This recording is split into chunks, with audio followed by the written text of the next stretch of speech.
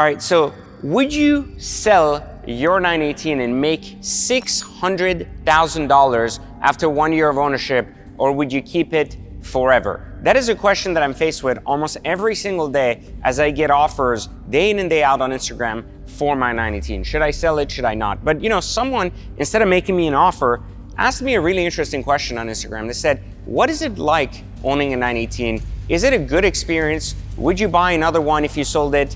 And what are some of the difficulties of living with it? And so today in Exotic Car Hacks, I'm gonna walk you step by step to what it's like living with a 918.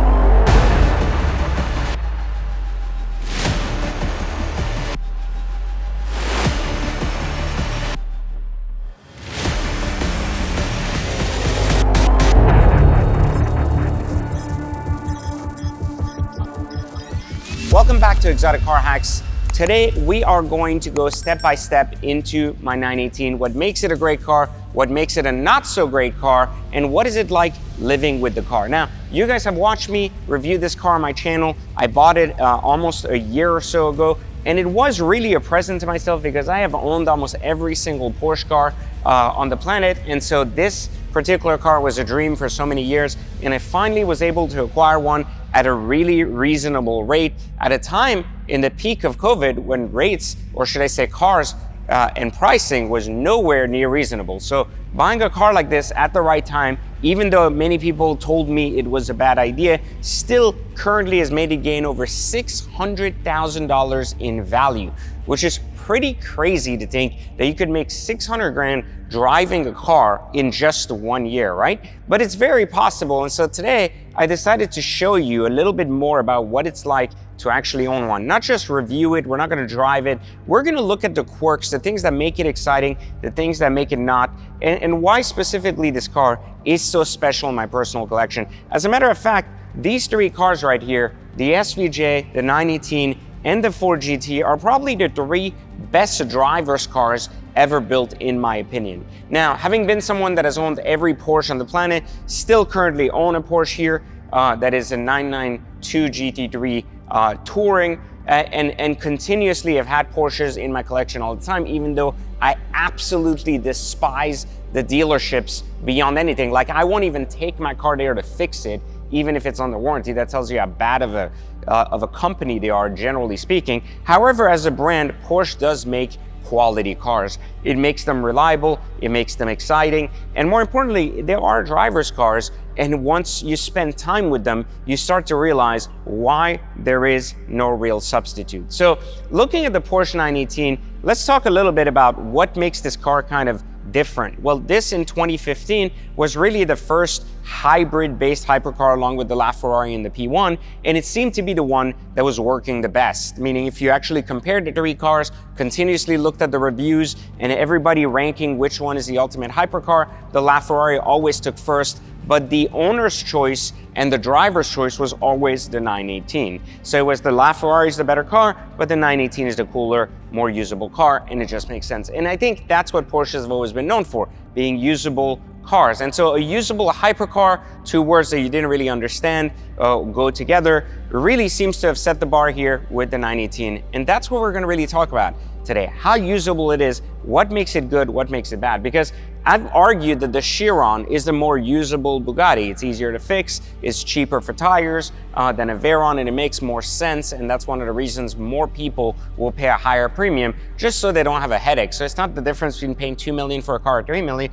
it's the idea that the 3 million will give you a headache and the 2 million will make you always question why you made that purchase. Now, with the 918, there's a few things that are pretty interesting about the car itself. The first one is how large the front bonnet is. Now, this is important to note because this is where the T-tops in the top of the car actually go. And I want to show you this because these are some of the things that we don't talk about in reviews in terms of the annoying things or not. So first off, there is no latch here like most cars. The latch is on the side here, and this giant top opens. Now, one of the things you'll realize is 918s are now almost 8 to 10 years old, which means that some of these hood struts here are naturally going to go bad, and you see this slowly comes down as they need to be replaced. Now, it's a light hood, except for when you're down here attempting to put in the T-tops and this whole carbon thing knocks you out.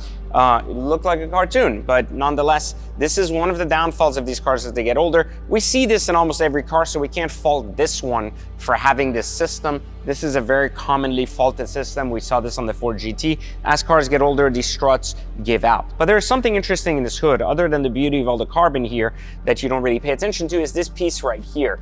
So you see this piece comes off, if I can actually get it off here.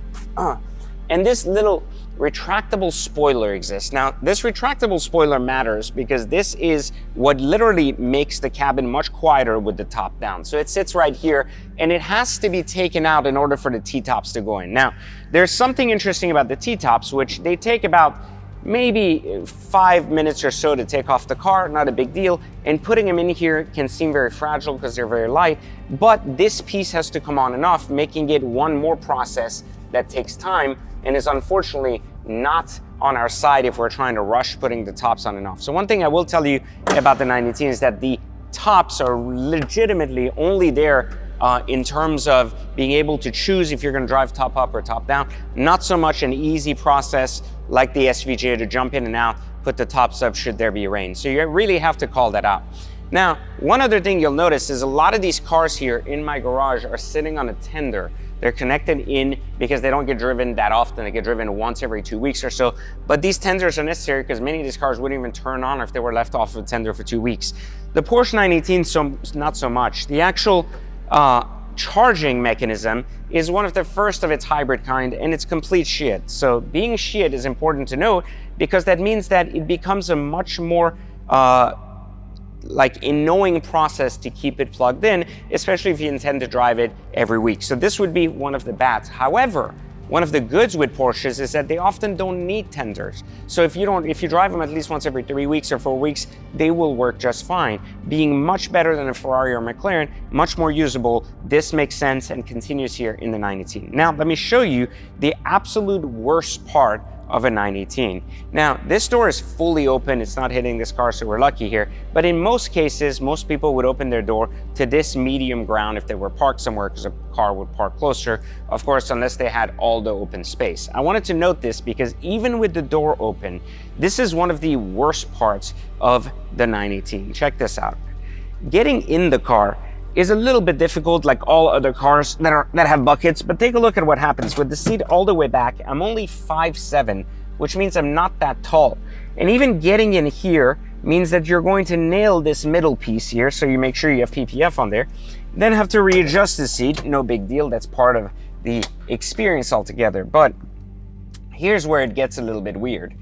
Take a look at what happens if you're trying to get out of the car in a normal setting by pushing the seat all the way back, of course, but here comes the problem. Your foot gets completely stuck in this little piece right here, completely to a point where you have to literally go here, push out this way, and be an acrobat to jump out of the car by pushing and ensuring that your door doesn't actually get hit. Now, this gets a little bit better if the door is fully open, but it still doesn't get changed that much, giving you one of the worst entry and exit position out of any car I have ever owned, which means that even with the top down, it's incredibly annoying to get in and out of the car, like incredibly annoying, and making it really an experience for while driving, but not so much a convenient one while getting in and out. And also, take a look here, come on this side right here. I want to show you something that over time with this exact problem I was mentioning, now this has PPF on it, so I'm not worried about it, but look at the scratches here that come right into this carbon piece. Unbelievable how much damage occurs to that piece because of your inability to get in and get out, which again causes problems. Now, as far as the lift, it works flawlessly every time. As far as the actual function of the car, never an issue. Everything is great. Now, the backup camera, I will tell you, is completely outdated and utterly useless. It doesn't point out anything you can see or anything else, which is terrible. And in this particular side here, you'll witness the fire extinguisher, which makes it even have less room to get in and out. But you do have a cup holder, something that many non-hypercars don't even have. And you do have a little glove box. It's just a very, very tiny one. So looking at these things, it makes it very impractical to go shopping. There isn't much room except in that tiny bonnet, and assuming the top is not in it. And the passenger compartment, again, really requires you to be dating someone that's under 5'5", otherwise they just won't fit in the car.